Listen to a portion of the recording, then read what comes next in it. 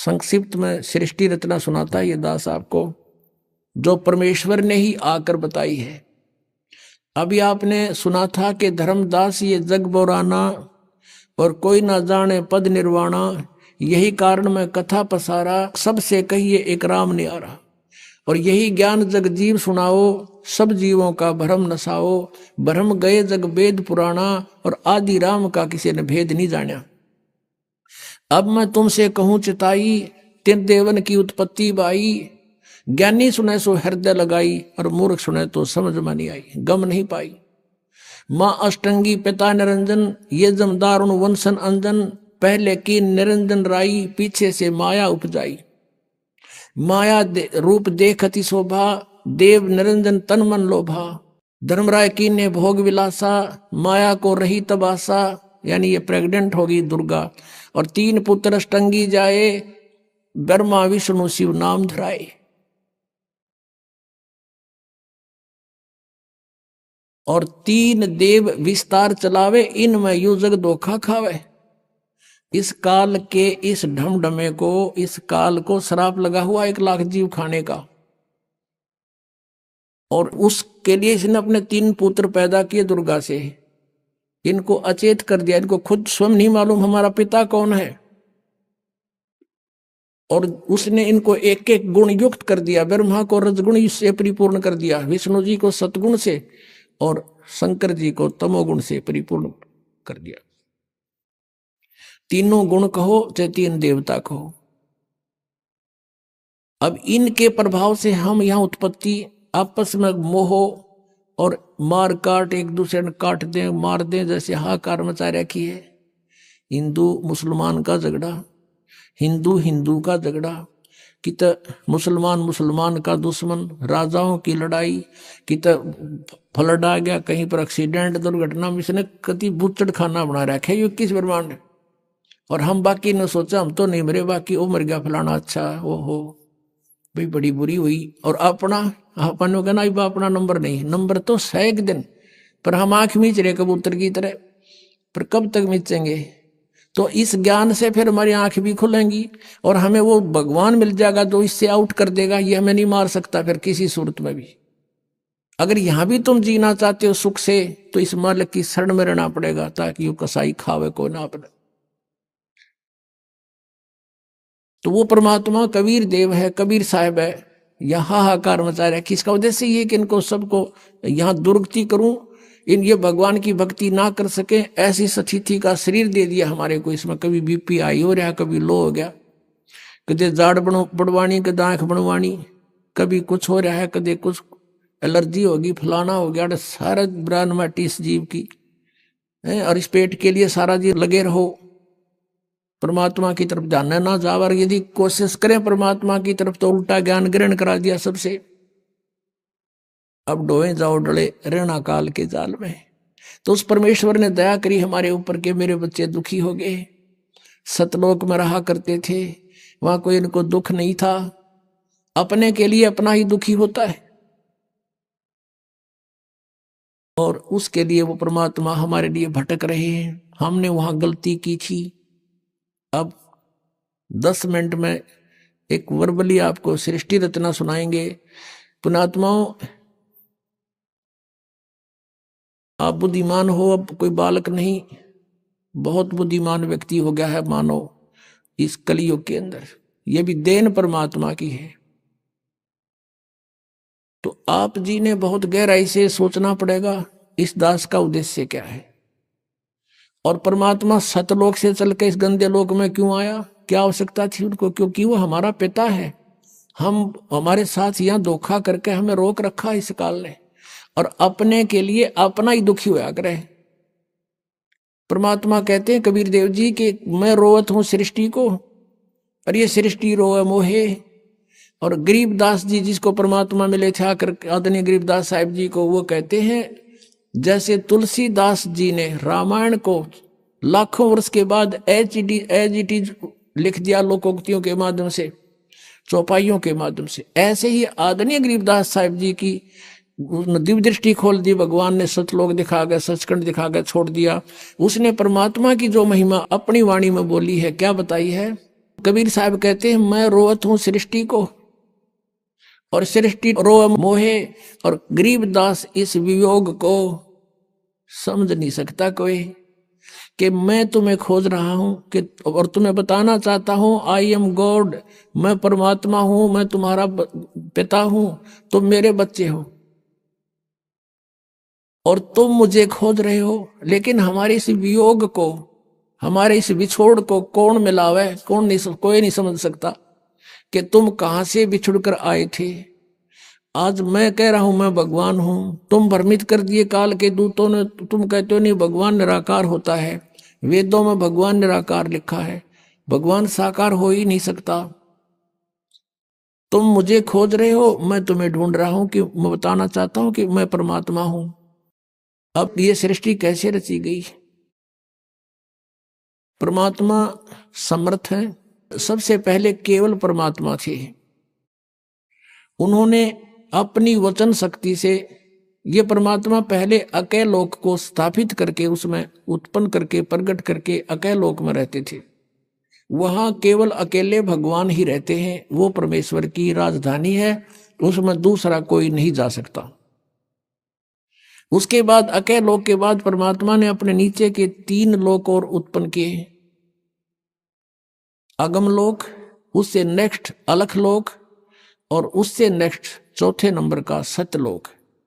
और नीचे से हम गिनेंगे तो प्रथम सतलोक, दूसरा अलखलोक, और तीसरा अगम, और चौथा वो अकैलोक। जैसे अभी आपने ऋग्वेद मंडल नंबर 9 सूक्त 96 के मंत्र 19 में पढ़ा कि वो तुरियम धाम, वो चौथा धाम है, वो अकैलोक है, समुद्र की तरह है, यानी समुद्र सभी जलों का स्रोत होता है, ऐसे वो परमात्मा का जो अकैलोक है सभी का स्रोत है। वो उसी परमेश्वर ने फिर 4 अन्य रूप धारण किए। एक रूप में वो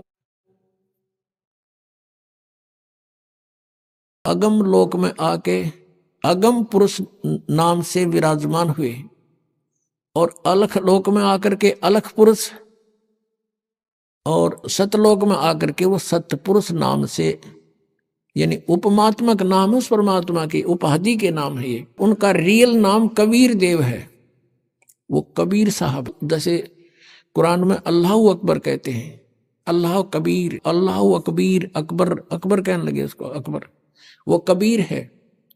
कबीरन खबीरन ये कुरान शरीफ में लिखा है, वो कबीर देव यानी उस पूर्ण परमात्मा का नाम है ये। तो सतलोक में परमात्मा ने,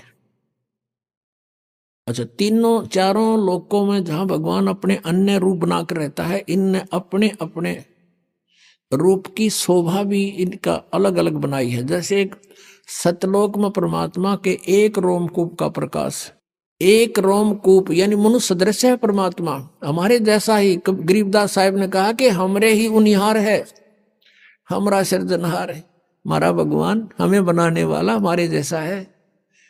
और आपने वेदों में देख लिया राजा के समान और नरवत, ये तो निरे दिखा दूं आपने, मनुष्य के तुल, इन्होंने अड़ंगे कर रखे इन वादों का, लेकिन मूल पाठ के अंदर स्पष्ट है, मनुष्यवत अग्नि, नरवत देव, मनुष्यवत शंभु, मनुष्य जैसे भगवान, मनुष्य जैसा परमात्मा, मनुष्य सदृश है।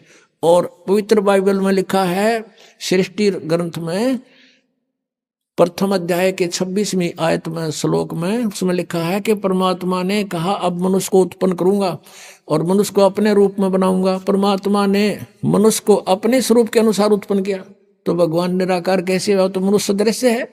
और पूरे इस यानी ईसाई धर्म में किसी से पूछ लो परमात्मा की क्या स्थिति है, वो कहते हैं गॉड इज फॉर्मलेस, परमात्मा निराकार है। अरे पवित्र बाइबल कह रहा है मनुष्य सदृश है, ये निराकार का ढिंढोरा पीट रहे। तो ऐसे ही कोई भी पवित्र धर्म का जो अनुयायी है अपने पवित्र सदग्रंथों से भी वो परिचित नहीं है। जैसे हिंदू और मुसलमानों का झगड़ा किस बात पर था? मुसलमानों ने ये मान लिया कि हम जो साधना कर रहे हैं वो एक देव की कर रहे हैं, एक प्रभु की, एक अल्लाह की। और हिंदू लोग ये बेचारे दुखी हो रहे हैं, ये अन्य देवताओं की पूजा करते हैं। ये नहीं करनी चाहिए, इनका जीवन नष्ट हो रहा। इसलिए उन्होंने सोचा कि हम सही मार्ग पर लगे हुए हैं और हम उस सब पूर्ण परमात्मा की भक्ति कर रहे हैं जिससे मोक्ष संभव है, तो इनको भी कोशिश करें, जबरदस्ती भी अगर इस मार्ग पर लगा दें इनका कल्याण हो जाएगा। इसलिए वो जबरदस्ती मुसलमान बनाने लगे।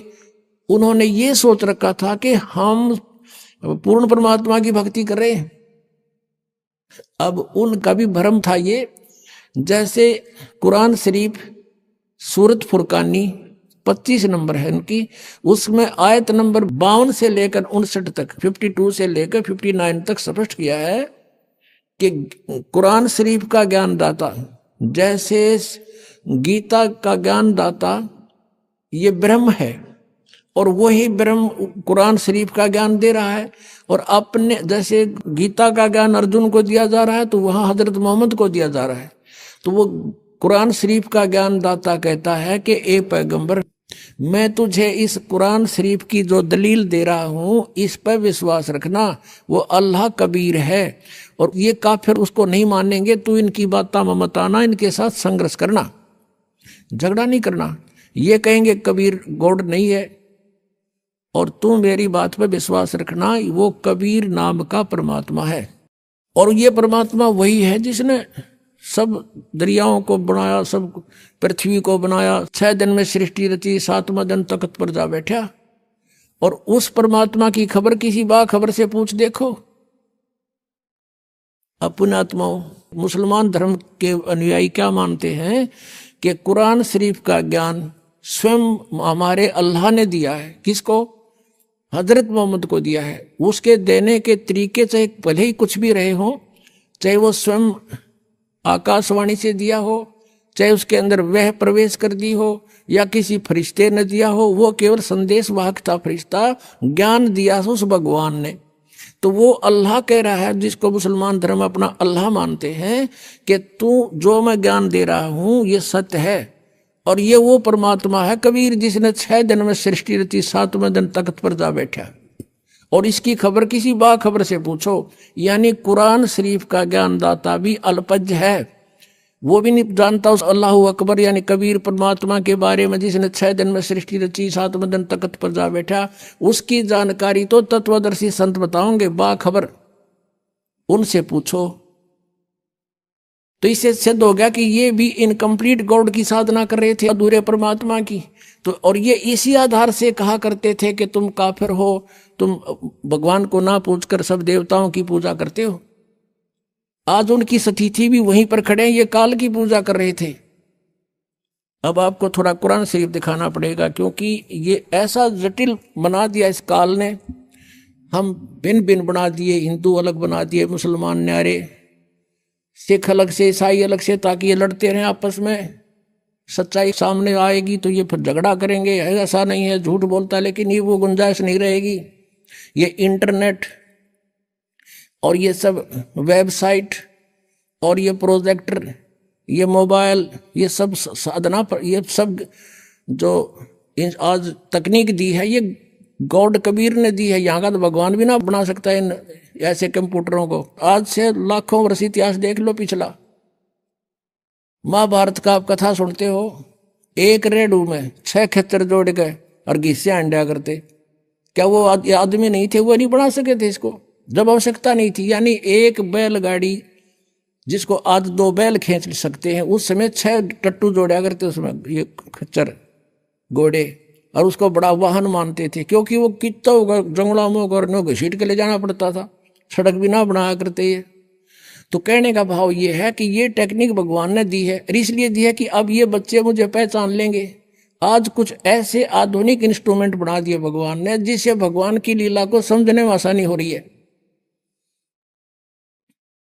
एक छोटी सी चिप है इतनी की, और उसके अंदर कितना मैटर आ जाता है गिनती नहीं होती।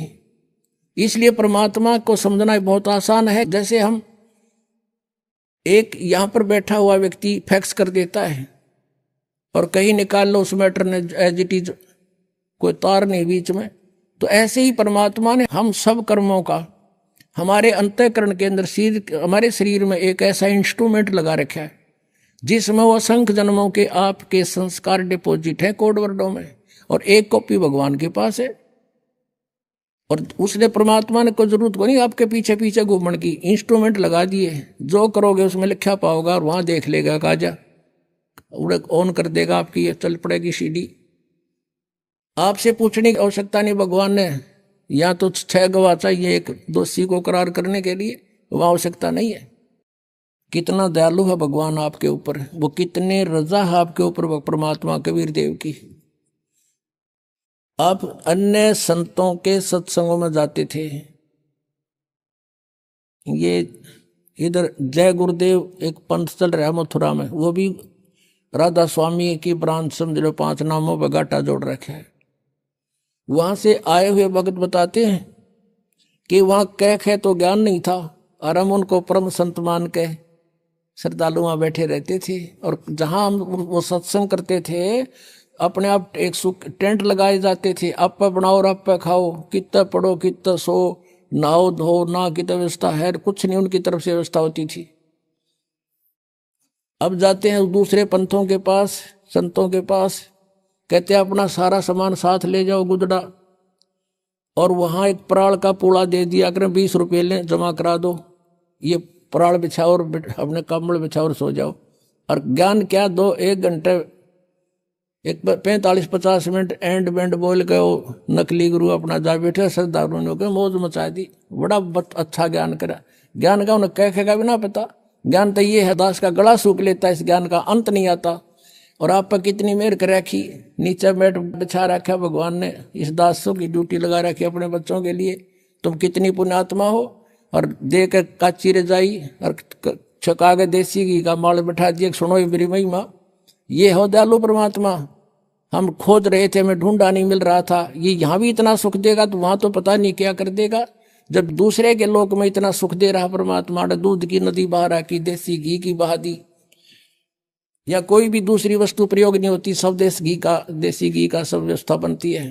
तो ये सतलोक से आता पुण्यात्मा, यहाँ का नहीं है। वो कहते हैं जब परमात्मा कबीर देव जी आए थे, उनके साथ मजाक कर दिया था, और 18 लाख व्यक्तियों को चिट्ठी लिख दी थी, कबीर जी भंडारा करेंगे। और कबीर जी झोपड़ी में रहा करते, भगवान लीला करते थे कि भगवान बचो मेरे की तरफ, फिर देखना परमात्मा के हाथ। 18 लाख व्यक्ति आगे, श्याम का आटा भी घर पे नहीं था। परमात्मा लीला, वहां तो कबीर रूप में बैठे हैं एक गरीब व्यक्ति के रूप में, और सतलोक में गए, वहां से 9 लाख बैलों के ऊपर बना बना सारा सामान सतलोक से लेके 1 सेकंड में यहाँ आगे गर्मा गर्म, और भंडारा ला दिया। 3 दिन तक 18 लाख व्यक्तियों का भंडारा छिका दिया परमात्मा ने। और चिट्ठी में लिखा था कि कबीर एक असरफी देगा सोने की, एक दोहर देगा कंबल, वो भी साथ दिए थे। यानी उनका मुंह मोड़ने के लिए जो भगवान कबीर जी को नीचा दिखाना चाहते थे। तो पुण्यात्माओं, तब कबीर जी ने कहा था, ये खाकी खंजूसपुर अनका नहीं सुमार। और दूसरा रूप केशव नाम धरका आगे थे कि व्यापारी का रूप बना के, गरीब दास केशव के अनका नहीं सुमार। परमात्मा ने कहा, ये तो खाकी खंजूस, यू तो कति कंजूस खोखापुर है, यू खाली इसमें ना कुछ भी, हम तो सतलोक से लेकर आए सारा सामान यहाँ पर। तो पुण्यात्मा आज वही है यहाँ पर। तो ये आज जो की जो व्यवस्था परमात्मा ने कर रखी, अपने पुण्यात्माओं को सुख दे रहे हैं, इनकी बुराई छुटवा रहे हैं, इनके आने वाली आपदाओं को समाप्त कर रहे हैं, और इनको धनी बना रहे हैं। फिर प्रेरणा करते हैं कि बच्चों दान करो, धर्म तो 10 का नहीं 10 के तीनों लोग, खैर आए तुम्हें खैर है, कीजिए आत्म पोख। तो फिर आपको पहले तो देते हैं, फिर कहते करे करावे साइया, मन में लहर उठा, दादू सिर दर्जीव के आप बगल हो जा। एक व्यक्ति सब जगह दुखी हो लिया, और डॉक्टरों ने बोल दिया ऑपरेशन होगा और 1 लाख रुपए लगेंगे। यह मालिक ने वैसे अपने जिसकी सच्ची श्रद्धा, सच्ची लगन, पूर्ण विश्वास हो जाता, उसको तुरंत आराम दे देते। वो स्वस्थ हो गया। अब वो लाखों रुपये बचे, जान की झंझट था, बचूंगा कि ना बचूंगा, वो बचा। फिर प्रेरणा भी करते हैं कि कुछ पुण्य कर बेटा। तो इस तरह वो आज ये सदा व्रत चला रखा भगवान ने, इसमें जिसका भी जो सहयोग है उसको बहुत लाभ हो रहा है। तो अब कहने का भाव ये था कि आप जी को कितनी सुविधा दे करके भगवान कहता है मेरी महिमा सुनो बैठ कर ध्यान से, और कोई अब भी लटके लेगा तो उसको नहीं बख्शेगा भगवान। कहीं अच्छा गरम रजाई मिल गई, हर लटके देते हो, लटके नहीं लेना। सत्संग में आकर परमात्मा की महिमा को बड़ा ध्यान से सुनना चाहिए। कितनी व्यवस्था कर रखी है, किस लिए? इसलिए कि बच्चे भगवान को पहचान सके। अब आपको दिखाता हूं कुरान शरीफ में, कुरान शरीफ का ज्ञानदाता कहता है कि वो कबीर भगवान है जिसने 6 दिन में सृष्टि रची। अब थोड़ा सा पहले पवित्र बाइबल दिखाना पड़ेगा। यह है पवित्र बाइबल, संपूर्ण जीवन अध्ययन बाइबल। ये बाइबल है, ये है इसका जर्नल एडिटर, ये यहाँ से हिंदी पढ़ेंगे। प्रबंधक संपादक डेविड स्टुअर्ट, अंग्रेजी प्रधान संपादक Donald C Stams MA MDV, संयुक्त संपादक ये सारे इनका ये यहाँ से छपा, ये देख लो, मैसूर USA से छपा है। अब इसमें सबसे पहले सृष्टि वो है, उत्पत्ति है इसमें, और सृष्टि के कति प्रारंभ में प्रथम अध्याय में ही जेनेसिस 1 सृष्टि, जेनेसिस 1, ये 4 पृष्ठ पे उत्पत्ति यहाँ से आरंभ होती है। प्रथम आदि में परमेश्वर ने आकाश और पृथ्वी की सृष्टि की, ये पहला दिन था। इस प्रकार ये पहला दिन हो गया। फिर दूसरा दिन हो गया, प्रकाश प्रकुश बना दिया परमात्मा ने। फिर ये तीसरा सांझ भी भोर हो गया, फिर तीसरा दिन हो गया। जो कुछ भी इसमें फलदार वृक्ष जिनके बीज एक एक जाति के अनुसार बनाए, ये इस प्रकार। अब ये तीसरा दिन हो गया। दिन और रात पर प्रभुता करें और उज्ज्वला दियारा करे, इस प्रकार सांझ हुई, फिर भोर हुआ, ये चौथा दिन हो गया। फिर यहाँ देखें, ये प्रश्न नंबर 5 पे, वो 4 पे पढ़ा आपने। अब 5 पे क्या है? सांझ हुई, भोर हुई, फिर ये 5वां दिन हो गया। छठे दिन पे आना हमना का असली बात ये है। फिर परमेश्वर ने कहा मनुष्य को हम अपने स्वरूप के अनुसार अपनी समानता में बनाएं, और वे समुद्र की मछलियों और आकाश के पक्षियों और घरेलू पशुओं और सारी पृथ्वी पर और सब रेंगने वाले जंतुओं पर जो पृथ्वी पर रेंगते हैं अधिकार रखें, यानी उनसे समझदार हों। तब परमेश्वर ने मनुष्य को अपने स्वरूप के अनुसार उत्पन्न किया। अपने ही स्वरूप के अनुसार परमेश्वर ने उसको उत्पन्न किया, और नर और नारी करके उसने मनुष्यों की सृष्टि की। तो परमात्मा किसा होया? मनुष्य जैसा, नर जैसा। अंडरस्टूड हो गया? अब यहां देखिएगा, इस प्रकार छठे दिन भोर हुई, सांझ हुआ, इस प्रकार ये 6वां दिन हो गया। अब 7वां दिन, और अब परमेश्वर ने अपना काम जिसे वह करता था 7वें दिन समाप्त किया। अपने किए हुए सारे काम से 7वें दिन विश्राम लिया, यानी 6 दिन में सृष्टि रच ली, 7वां दिन विश्राम किया, बस। अब यहां से इतना ही लेना था। अब पवित्र बाइबल ने स्पष्ट कर दिया कि परमात्मा मनुष्य जैसा है, उसने अपने जैसे रूप में मनुष्य को बना, नर नारी करके उत्पन्न कर दिया। आगे बहुत अच्छा प्रमाण है इसमें कि परमात्मा साकार है, वो सामने खड़ा दिखाई देता है, बात करता है, बाइबल में लिखा है। अब कुरान शरीफ दिखाते हैं आपको, देखिएगा। ये कुरान शरीफ है, पवित्र कुरान शरीफ, और इसके विषय में लिखा है।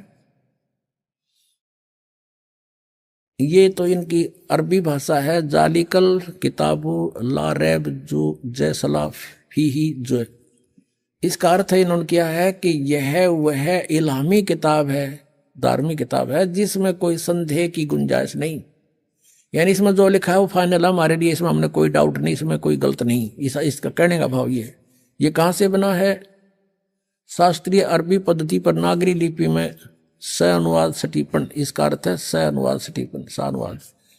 रूपांतकार है नंद कुमार अवस्थी, शेरवानी संस्करण। ये कहाँ से छपा है? कुरान शरीफ शेरवानी संस्करण। प्रकाशक हैं लखनऊ किताबघर, मौसम बाग, सीतापुर रोड, लखनऊ, यहाँ से छपा। अब हम इसके सूरत फुरकानी 25 पर आते हैं। ये देखिएगा, ये सूरत कुरान शरीफ है, और सुरतुल फुरकानी, इसको सूरत बोलते हैं, सुरतुल फुरकानी, यानी सूरत फुरकानी 25। अब इसमें यहां से देखेंगे, ये देखिएगा, ये 52 नंबर आयत है। 51 यहाँ समाप्त होती है, ये 52 शुरू होती है। फला तुतियल काफिरन व जाहिदहुम बिही जिहादन कबीरन, ये स्पष्ट लिखा कबीरन। इसको ये कुरान शरीफ कहो चाहे मजीद कहो, अब दिखाएंगे आपको। अब इसका हिंदी अनुवाद यहाँ किया है इन्होंने। ये 51 समाप्त हुई, 52 प्रारंभ हुई। इसका अनुवाद है ये जो हमने अरबी भाषा पढ़ी, लिखी है इसमें नागरी लिपि में।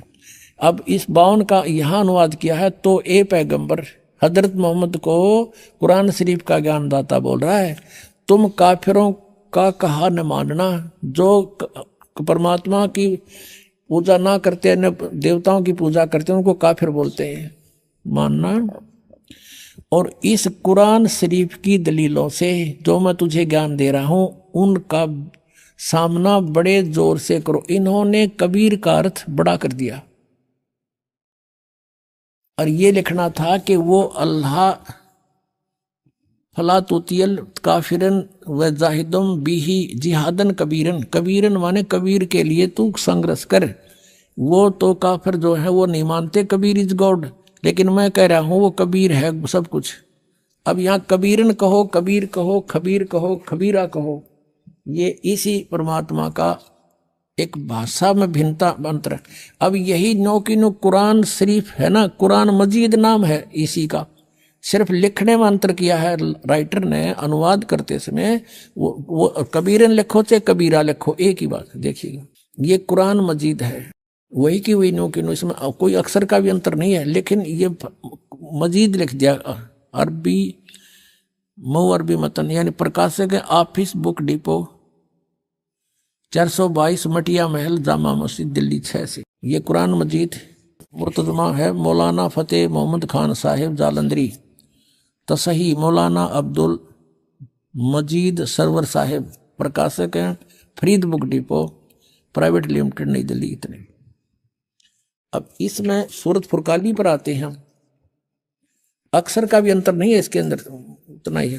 सूरत फुरकानी 25 और पृष्ठ नंबर है इसकी, इस पर 570 है, उसमें 604 है कुरान शरीफ में। अब यहाँ आते हैं नीचे, एज इट इज, इसमें अंतर माड़ा सा भी है। 51 है, ये 52 शुरू होती है। फला तुतियल काफिरन ने व जिहादुम बिही जिहादन जिहादन कबीरा, कबीरा कहो, कबीरन कहो, कबीर कहो, खबीरा कहो। ये सिर्फ इसमें कबीरा लिखा, उसमें कबीरन लिखा है। अब इसको कबीर कहो, एक ही बात है, इससे तो इतना लेना। अब हमने ये जो पढ़ा है ये कुरान मजीद देखा था, अब कुरान शरीफ को फिर लेते हैं, इसका अनुवाद इससे देखेंगे। अब देखो कुरान शरीफ फिर लेते हैं, वो मजीद थी, ये कुरान शरीफ है, और इसके अनुवादक प्रकाशक पहले हमने दिखा दिए हैं। ये सारा लखनऊ किताब घर से ये प्रकाशित है, मौसम बाग सीतापुर रोड लखनऊ से।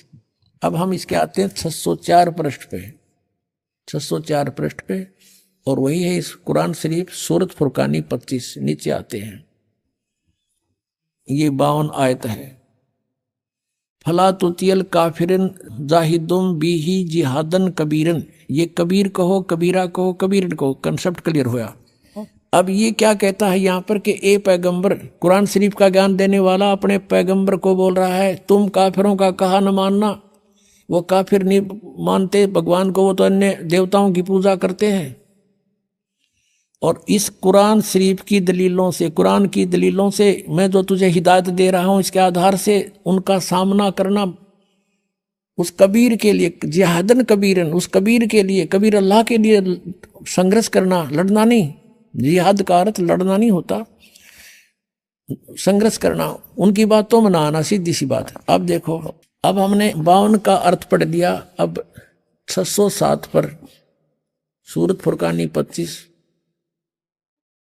और ये कबीर नामक अल्लाह वही है जिसने 2 दरियाओं को मिला चलाया, एक का मीठा प्यास बुझाने वाला और एक का खारी कड़वा, और दोनों में एक आड़ और मजबूत रोक बना दी।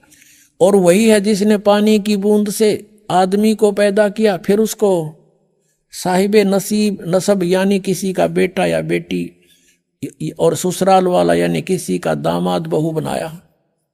और तुम्हारा परवरदिगार हर चीज के करने में शक्तिमान है। और काफिर अल्लाह के सिवा ऐसों को पूजते हैं, देवताओं को, जो न उनको नफा पहुंचा सकते हैं और न उनको कोई नुकसान पहुंचा सकते हैं। और काफिर तो अपने परवरदिगार से यानी कबीर अल्लाह से मुंह मोड़े बैठे, पीठ दिए हुए हैं, मुंह मोड़े हैं। अब 56 या 55 समाप्ति। और 56 में कहा कि ए पैगंबर, हमने तुमको खुशखबरी सुनाने और सिर्फ अजाब से डराने के लिए भेजा। 57 में कहा है कि इन लोगों से कहो कि मैं तुमसे इस अल्लाह के हुक्म का पर कुछ मजदूरी नहीं मांगता। हाँ, जो चाहे अपने परवरदिगार तक पहुंचने की राह इख्तियार कर ले। अब 58 में कमाल कर दिया, ए पैगंबर, उस जिंदा पर भरोसा रखो, चैतन्य नहीं। कबीर परमात्मा जैसे अच्छी आत्माओं को मिलते हैं, वेदों में आपने पढ़ा, ऐसे आदरणीय धर्मदास जी को, आदरणीय गरीबदास साहिब जी को, आदरणीय नानक साहिब जी को, ऐसे ही आदरणीय मोहम्मद साहिब जी को मिले थे इस जिंदा महात्मा के रूप में। लेकिन इन्होंने इनकी बात को स्वीकार नहीं किया था। और वो कुरान शरीफ ज्ञानदाता कहता, उस जिंदा पर भरोसा रखो जो कभी मरने वाला नहीं है, वो अविनाशी है, वह जिंदा महात्मा रूप में तुझे मिला था।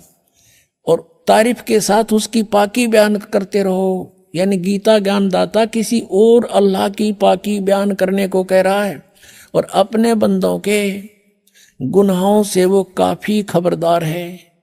ये कबीर है। यहाँ पर ये 58 नंबर आयत है, यहाँ देखो 58, ये 58 है, यहाँ पढ़ेंगे। ये खबीरा लिखा है, इबादही खबीरा। अब इबादही माने पूजा के योग्य वो कबीर है। इबादत माने पूजा, इबादही यानी पूजा के योग्य वो कबीर है। कबीर 58। यहां फिर हम आएंगे इसके। ये 58 हम पढ़ रहे हैं कि वो अपने भक्तों के, वो जिंदा रूप में तुझे मिला था, उस पर भरोसा रख, वो अविनाशी परमात्मा है। और तारीफ के साथ उसकी पाकी बयान करते रहो। अपने बंदों के गुनाहों से वह कबीर खूब खबरदार है, यानी पाप नाश कर देता है। वो कबीर खबरदार है। कबीर लिखना था, कबीर अल्लाह अकबर, जानता है सब कुछ। अब 59 में तो कमाल कर दिया, और जिसने आसमानों और जमीन और जो कुछ भी उनके बीच में है सबको 6 दिन में पैदा किया और फिर तख्त पर जा बिराजा, वो अल्लाह बड़ा। अब इन्होंने यहां भी कबीर का अर्थ बड़ा कर दिया। वो अल्लाह कबीर है, ये लिखना था, वो अल्लाह कबीर है। ये 59 में, यहां देखो, ये फिर 59 आ गई। इसमें फिर खबीरन लिखा है, अरहमानू फसल भी ही खबीरन, कबीरन कहो, कबीर कहो, खबीर कहो। तो इन्होंने इसका अर्थ भी बड़ा कर दिया। अब फिर पढ़ेंगे इस 58 नंबर को, जिसने आसमानों और जमीन और जो कुछ उनके बीच में है सबको 6 दिन में पैदा किया। जो पवित्र बाइबल जो ज्ञान देता है 60% ज्ञान वही कुरान शरीफ में है। 6 दिन में पैदा किया, फिर तख्त पर जा बिराजा। वह अल्लाह बड़ा, वो अल्लाह कबीर, वो अल्लाह अकबर, वो अल्लाह कबीर है। वो भगवान कबीर बड़ा दयालु है, रहमान है। और उसकी खबर, उसकी जानकारी किसी बाखबर इल्म वाले यानी तत्वदर्शी संत से पूछ देखो। इससे सिद्ध हो गया कि कुरान शरीफ का ज्ञानदाता भी उस अल्लाह यानी बड़े भगवान, जिसको ये बड़ा कहते वो मान ले, उसके बारे में अल्पज्ञ है, उसकी जानकारी नहीं रखता। उसके लिए स्पष्ट किया है कि वो साकार परमात्मा है, उसका नाम कबीर है। 6 दिन में सृष्टि रची और 7वें दिन तख्त पर जा बैठा तो वो विराजमान हुआ। तो एक देशीय है और साकार है, मनुष्य सदृश है, वो पवित्र बाइबल ने सिद्ध कर दिया। अब आज उन मुसलमान भाइयों का दावा भी गलत सिद्ध हुआ जो हिंदुओं को यूं कहते थे ये देवताओं को पूजे, इनका मोक्ष नहीं हो सकता। तो वो भी अब काल के ही जाल में है, उनको भी सोचना पड़ेगा। हम एक पिता की संतान हैं।